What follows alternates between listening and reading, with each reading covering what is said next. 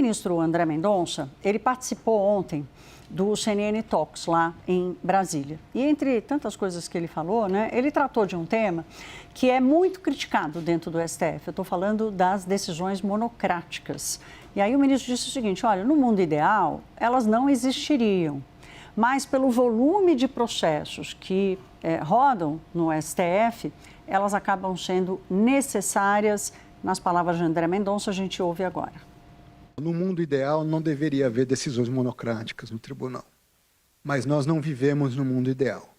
Um ministro do tribunal, como relator, fala do meu gabinete. Eu como relator, por semana, dou entre 170 e 220 decisões. No mês, multiplique isso por 4,5. Mas eu também voto nos processos dos colegas. Ou seja, com o volume que nós temos de decisões, o tribunal não funcionaria sem as decisões monocráticas. Então, ou se muda, ou mudam-se os critérios para que se ingresse perante o tribunal, ou nós vamos ter que conviver com as decisões monocráticas. A questão, em convivendo, é adotarmos medidas para que essas decisões, logicamente, em havendo questionamento, no mais breve espaço de tempo possível, sejam submetidas à decisão colegiada. Nós, nas decisões monocráticas, ao invés, eventualmente, de darmos a nossa própria opinião, já nos curvarmos a uma jurisprudência consolidada que existe no tribunal, eventualmente até põe o seu ponto de ressalva, mas faz uma modulação, compreendendo que a vontade de uma maioria já prevaleceu naquela circunstância. Matheus Teixeira já comigo. Matheus, assim como tantos outros temas, este também divide os ministros do Supremo?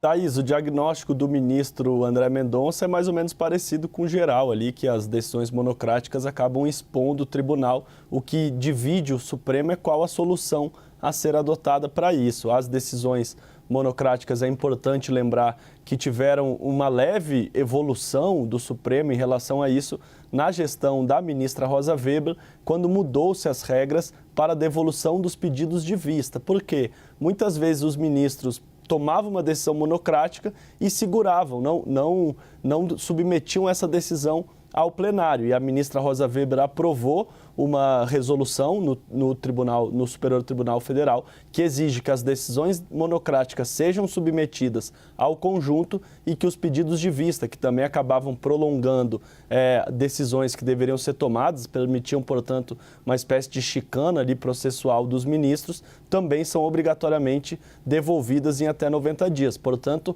houve uma pequena evolução que de fato muda ali a realidade, porque agora as decisões monocráticas obrigatoriamente têm que ser analisadas pelo conjunto do tribunal, assim como os pedidos de vista, que muitas vezes eram que os próprios ministros chamavam de perdidos de vista, porque pedia vista e nunca mais era retomado o julgamento.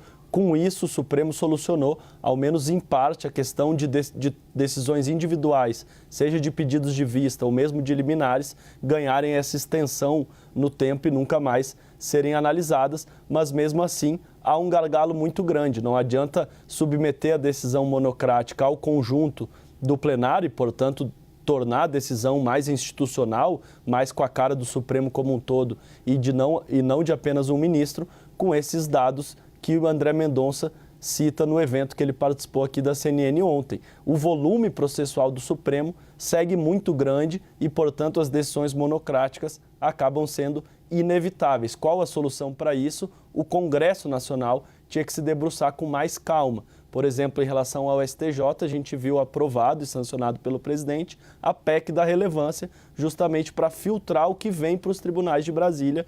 Isso em relação ao Supremo também seria muito bem-vindo e os ministros consideram isso, mas o arranjo político para essa aprovação não é tão simples.